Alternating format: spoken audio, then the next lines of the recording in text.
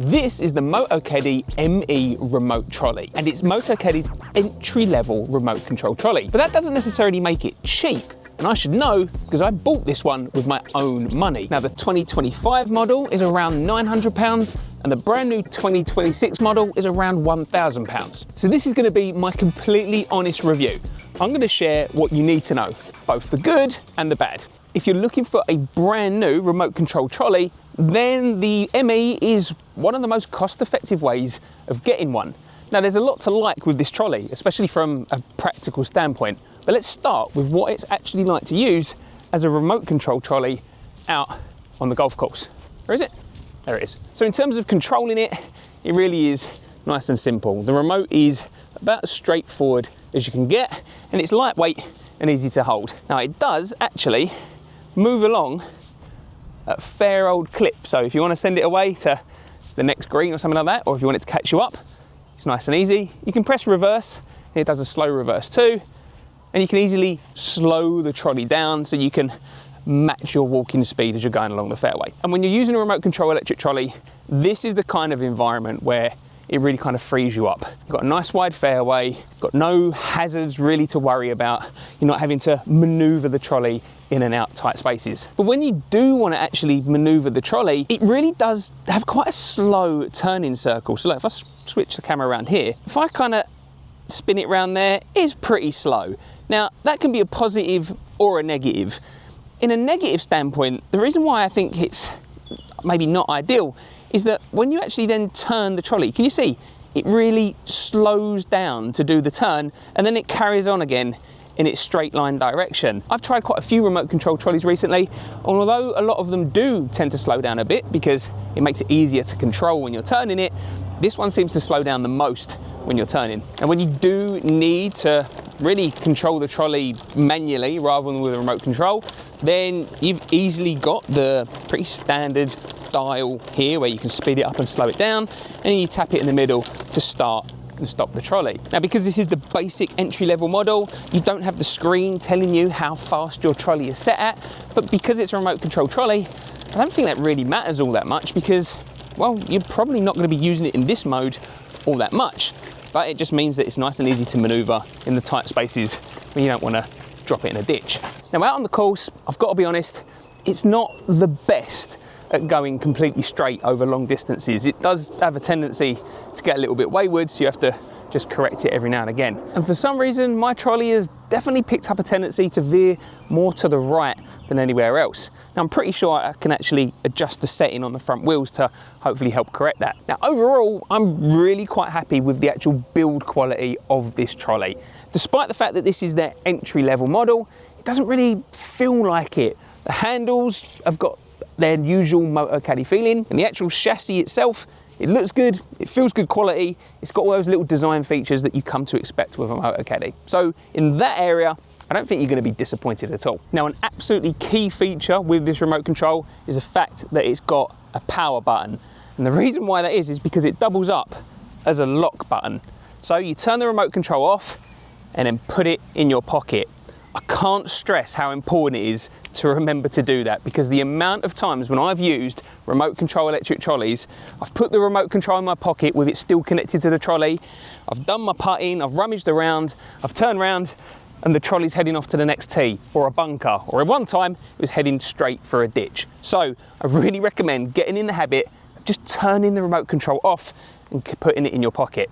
And that's a joy of a remote control trolley when you actually get into that habit, because now you can send the trolley on its way, you can send it to the next tee, that's absolutely fine, off it goes. Yeah, I think that will do about there. Brilliant, I'll catch up with it when I'm finished. And equally, if you've forgotten something, oh actually, maybe I need a different club. Well, I'm going to bring the trolley back. When you're using a remote control trolley to its full potential like this, it really does enhance the game. There's nothing much else like it when you're using a trolley. But that doesn't mean that this remote control is perfect. One of my first gripes is the fact that this is using a USB-A or micro A connection. this is a really old school connection and I don't really have any more of those cables, so I've got to make sure I don't lose that cable in order to keep this one charged up. Now with the upgraded 2026 remote, that's actually solved and they use a USB-C instead in the bottom of here. Now you've only got a single LED on the top of it and that either flashes red or green, and so if it's red, well, you've turned the remote control off, and it's green, well, it's on and you're using it. But you don't really get much of an indicator in terms of battery life on this one. And the same goes for the trolley really, because it is that entry-level remote. You literally just have a very small LED which is either green, amber or red. And to be honest, it really is a tiny LED and it can be quite difficult to see whether it's green, amber or red. Now I've got a 36-hole battery in mine, so it doesn't really matter too much. And ultimately, if the trolley runs out of battery, then it runs out of battery. You're gonna have to put it in freewheel mode. But on more expensive trolleys, you do get a little bit more information when it comes to the battery life remaining on your trolley and on your remote. Now, if you don't want to keep the remote in your pocket, you have got a belt clip on the side here, but it's not the tightest belt clip in the world. So to be honest, I'd be worried that that's gonna fall off. And there is a little slot on the side of the trolley as well, where you can actually put the remote and slot it in. And to be honest, I actually quite like keeping it there if I choose that I don't want to have the remote on me all the time. But to be honest, it's a remote control trolley. I think I quite like having the remote on me all the time. Now, because the remote is so basic by design, something that you aren't getting on this one that you do get on some other remote control trolleys is some preset speeds. Now that can be really nice actually, in terms of just pressing it button once and off it goes at your walking speed that you like. With this one, it always starts at 0 and you have to keep tapping the plus button to get it up to the speed that you like, and then tap the minus button to slow it back down again. Now if you are finding this video helpful, please tap the like and subscribe button. It does so much to help support this channel. And if after watching this video you think, yeah, this is a remote control trolley for me, then I've included any affiliate links to buy this trolley down in the description below, along with any discounts that I can find too. You don't have to use those links, but if you do, then again, they really help support the channel. Now these are the kind of trade-offs that you have to accept when you buy a more entry-level version of a remote control trolley. In terms of using this as a remote control trolley, I would say that it is pretty straightforward and pretty simple, but you are getting the bare basics. So there are other trolleys which are going to give you better quality of life features and maybe make it a little bit easier to use. But essentially, using this trolley is pretty straightforward if you're comfortable with using a remote control trolley. So what about the trolley as a whole package rather than just focusing on the remote control element? Now the actual chassis itself of this trolley I really like. It folds up really compact, you can turn the wheels around, the front wheel folds in on itself, and then it means it really does store nice and small. It's got the fifth wheel here, which you simply just pull out a little clip at the back, and then there's a little storage side on the bottom of the trolley, so it means that the fifth wheel always stays with the trolley. Now it would have been nice if that fifth wheel was permanently attached and just kind of folded away, but I suppose that's one of the compromises you're getting with a cheaper unit. On the battery of this 2025 version, there's a little lead that you unplug it and plug it to connect it to the trolley. Now that means that you can charge the battery with it in the trolley, or you can take the battery out the trolley and charge it in your house and leave the trolley in your shed or garage. With the 2026 version, you are getting the updated battery design. So with that one, when you fold down the trolley, the little battery connection automatically disconnects the trolley. It pops up. Now that means that you're never going to actually store the trolley with the battery still connected to it and accidentally drain it down. With this older 2025 version, which is still available and often in sales, so it's certainly worth your consideration, you have to remember to manually pull out that little lead so you don't accidentally leave the battery connected. Now because it's based on that pre-existing ME chassis, you're getting all those same perks built into this trolley. So you've got the little kickstand at the back, which means that when you rest it upright, just checking the trolley's not running away from me, when you rest it upright, it means the handles are nowhere near the floor and it's more stable in that upright position when you store it. It also means that you're getting the easy lock feature on the bottom of the bag. So if you've got a Motocaddy bag like I have, then you don't need those bottom two straps, and it just makes it a little bit more secure. Now it doesn't mean that you have to use a Motocaddy bag with this. The straps are nice and secure, pretty standard to be honest compared to every other electric trolley out there, so you ain't gonna have any worries about that if you don't use a Motocaddy bag. Now at the moment it's the summer here, although you couldn't probably tell that by the weather, but if you are gonna use this trolley in the winter, then I think there's something really kind of key that you need to know about it.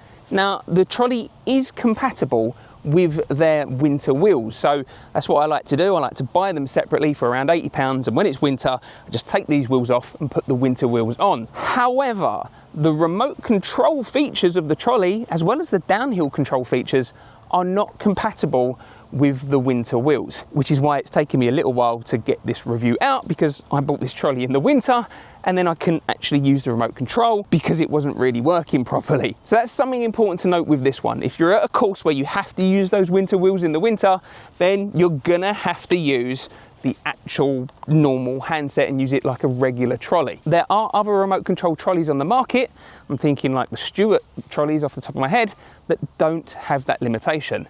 But on the other hand, you're paying a lot more money for those features that come with that trolley. Now, one of the joys of using a remote control trolley, whether it's this one or any other, is that when you're searching for your ball in the trees, you can leave your trolley in the fairway, and there we go. Right, okay, I found my ball over here. So now I can call that trolley over to me, bring it back, and I haven't got to worry about bumping it around while I'm looking for the ball. I'm free to walk along, do my own thing. Look, you can steer the trolley around. See what I mean when the trolley really slows down when you turn it? Here we go. Bring it to me, come on. And then we can stop the trolley.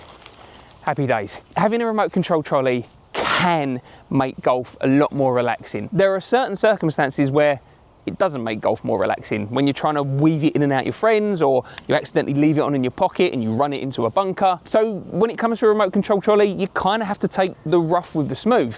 I think the more that you get used to using it, then the better the experience will become. I'd love to know down in the comments, do you use a remote control trolley, or do you think that they look like they're more hassle than they're worth? If you're watching this video, then you're probably not going to be the latter. So overall, what do I think of the Motocaddy ME Remote? Well, as a remote control trolley, I think it's pretty good. I think it does everything that really you would expect it to do. And yes, you are missing out on some features, and yes, there are a few little quirks that you're going to have to get used to.